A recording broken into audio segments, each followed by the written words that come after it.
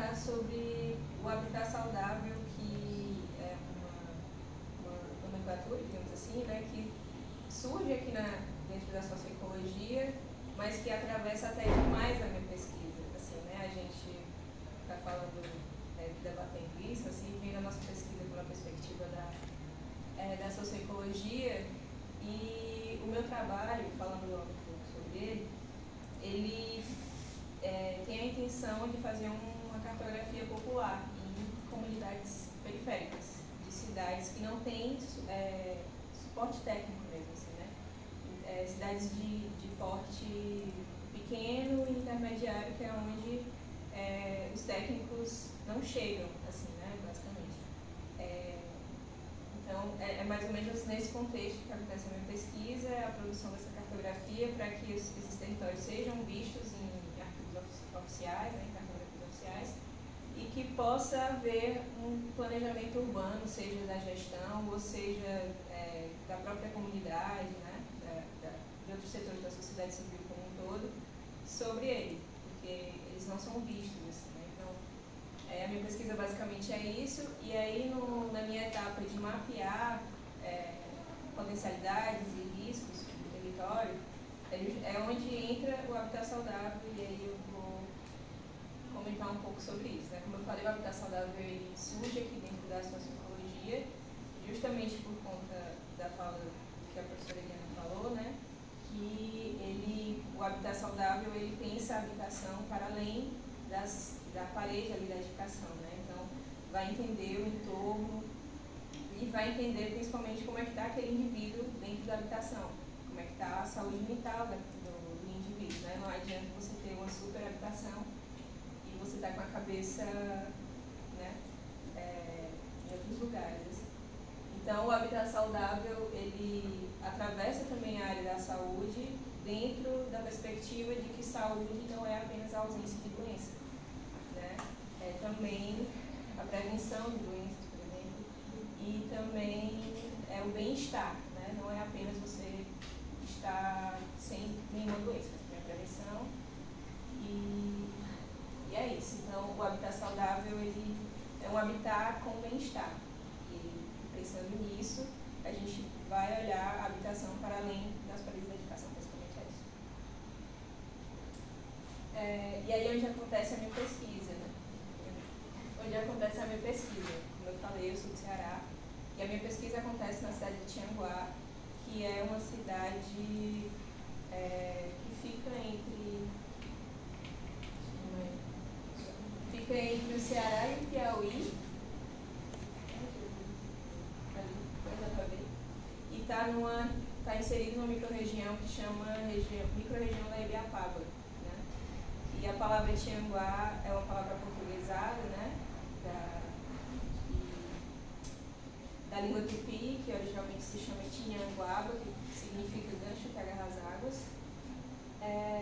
E é um território que não tem a cartografia oficial, tem assim um DWG, que na época do meu TFG eu fui atrás do poder público para, né, entender melhor, e aí foi quando eu comecei a ficar bem indignada por não ter nada. E as comunidades urbanas não estão representadas nessa cartografia, né, nesse arquivo. E basicamente é isso. A cidade tem pouco mais de 81 mil habitantes, e é isso, assim, né? Para entender melhor como que é essa região, a região da Ibiapaba é um planalto, né? Então, é uma região elevada, mais ou menos uns 700 a 900 metros acima do nível do mar. É uma região fria, uma região que é quase um oásis, assim, no sertão. E essa foto, essa imagem é vista a partir do Piauí, né, de quem já está no estado do Piauí. Mas eu coloquei ela porque eu achei ela muito ilustrativa do que eu queria falar, que é uma elevação e a topografia lá em cima é relativamente plana, assim, né? Então tem 9 cidades acontecendo lá em cima, e a de Tianguá é a maior delas, é como se fosse a capital da Ibiapaba. E aí, por que gancho que agarra as águas, né? O nome dado pelos indígenas que habitavam o território. Porque lá no núcleo urbano, onde as cidade começa, que é bem no centro do mapa, a gente não está indo. A gente Mas é bem no centro lá. E tem os cursos de água que eles aconteciam. Tem uma ampliação. E aí eles atravessam onde a cidade acontece, né? E aí por isso eles deram esse nome para o lugar. Mas e aí, já fazendo uma crítica, hoje o ambiental não coexiste com o urbano, né? Tem esse fator, assim, né? O ambiental, ele não coexiste mesmo com o urbano. A expansão urbana desconsiderou o que tinha de ambiente, então esses cursos d'água que aparecem aqui no mapa, hoje em dia eles são basicamente mortos, assim, esses lá do urbano mesmo, da sede. E aí eu quis também trazer a conceituação básica assim, de cidade intermediária, porque não está oficialmente na classificação do IBGE, né? O IBGE traz a cidade pequena, a cidade média e a cidade grande, principalmente considerando a quantidade de habitantes, né? E Tianguá é uma cidade que não está nem como cidade pequena, nem como cidade média. É uma cidade que pode ser considerada cidade intermediária, e é um conceito que já é bastante usado na Amazônia Legal. Inclusive, essa descrição que está aqui é de um arquivo da Sudan, de 2019, está disponível no site do GovBR, né? Que a Sudan é justamente a superintendência responsável pelo desenvolvimento da Amazônia Legal, e lá eles já trabalham muito esse conceito de cidade intermediária, que considera, para além dos habitantes, também a função da cidade. Então, tem essa questão de que as cidades intermediárias são estruturas em nós e fluxo, caracterizando-se como ponto de encontro de passagem obrigatória. E Tianguá tem essa característica, né? Como eu falei, ela é a maior cidade da região, mas também é a principal cidade, a principal rota, né, de mercadorias que vem, por exemplo, de Teresina, capital do Piauí, até a capital do Ceará, que é Fortaleza, né, pelas rodovias. Então, a cidade tem esse caráter muito comercial. E aí, por que eu escolhi Tianguá para ser a minha cidade de objeto de pesquisa, né? É uma coisa que vai além da afetividade, como eu falei aqui, né? Foram indignações, assim, que, ao longo da minha graduação, e aí eu listei algumas delas aqui, né? Tem a questão das informações sobre a cidade estarem muito ainda concentradas em cidades grandes centros urbanos, né? Então a gente tem pouca informação sobre as cidades pequenas e as cidades intermediárias e médias do país, sendo que elas são em quantidade, são a maioria das cidades do Brasil, e a gente não tem informação sobre isso. O segundo ponto, o debate sobre a cidade, o direito à cidade, nessas cidades é bem pequeno, é quase escasso, nulo, é muito nulo, na verdade.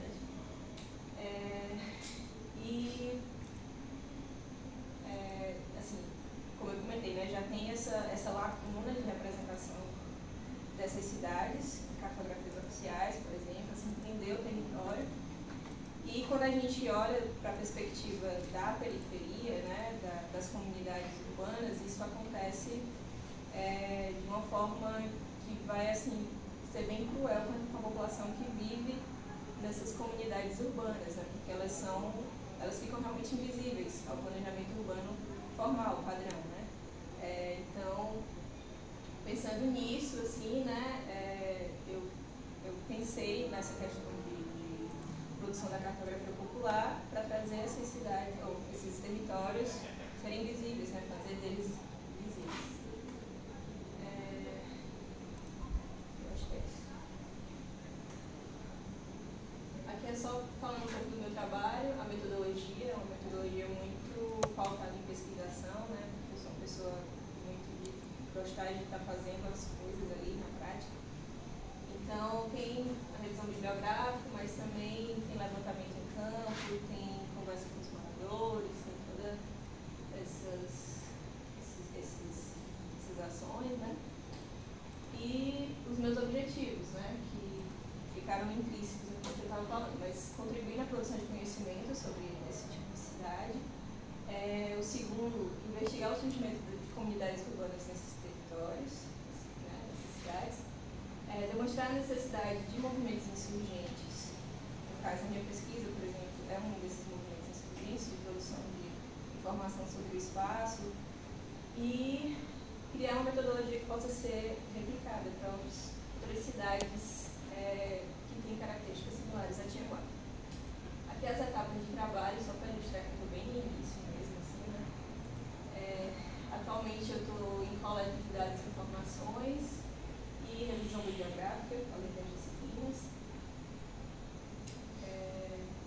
Lá na etapa 5 é quando a minha pesquisa realmente atravessa a abordagem socioecológica, né, que é quando eu vou fazer o mapeamento de riscos e potencialidades, e que eu já tenho algum material disso feito, que eu já vinha fazendo antes de entrar no programa.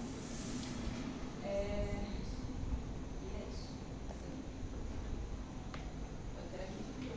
Mas essa divisão de bairros lá, então é a zona urbana, né, o perímetro urbano, e aí mais uma crítica que o perímetro urbano pega muitas áreas urbanas, ou rurais, desculpa, pega muitas áreas rurais e assim, não faz sentido nenhum essa delimitação, né, mas essa é a divisão de bairros oficial que tem lá, né, que eu fiz durante o meu TFG porque não tem disponível, tem só a legislação e aí eu fui demarquei. E aqui são as comunidades urbanas que tem lá, né? Tem a comunidade de Aeroporto, a Terra Prometida, que é a minha comunidade que eu peguei como meu objeto principal de estudo.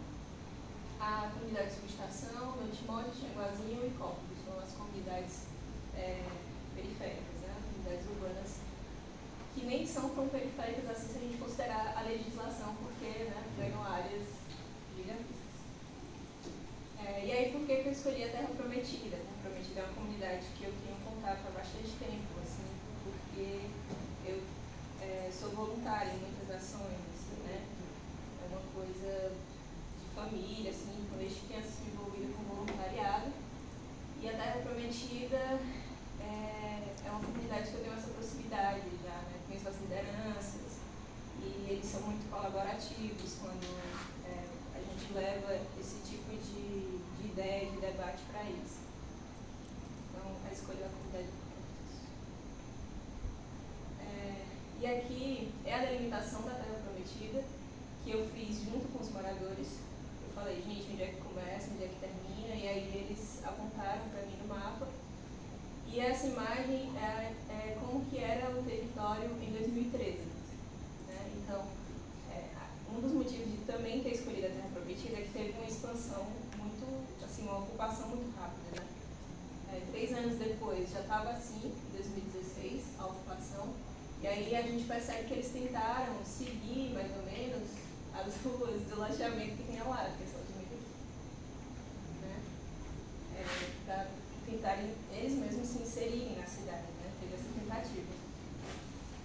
E aí em 2019 já estava basicamente com a atual conformação, é muito rápido a ocupação.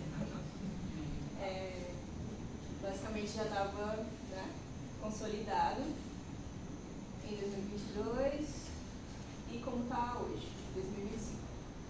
Então é uma ocupação que foi muito acelerada, assim, e eles não têm qualquer tipo de infraestrutura lá, né?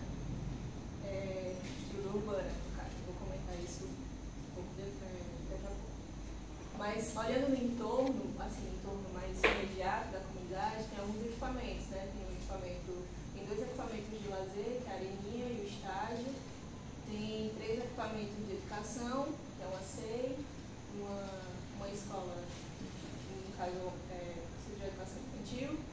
Tem uma escola estadual profissional, de educação profissional, que é ensino médio, e tem o IFCE, né? Que é ensino superior. Além disso, tem a unidade básica de saúde de Vanurias, aqui embaixo, que não atende eles.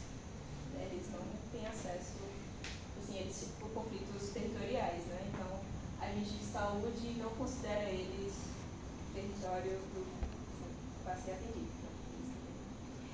E aí tem outra UBS mais acima que também não considera. Então, eles ficam desassistidos se não tivesse tudo. Aqui a topografia, né? É distante de 1 metro, as curvas.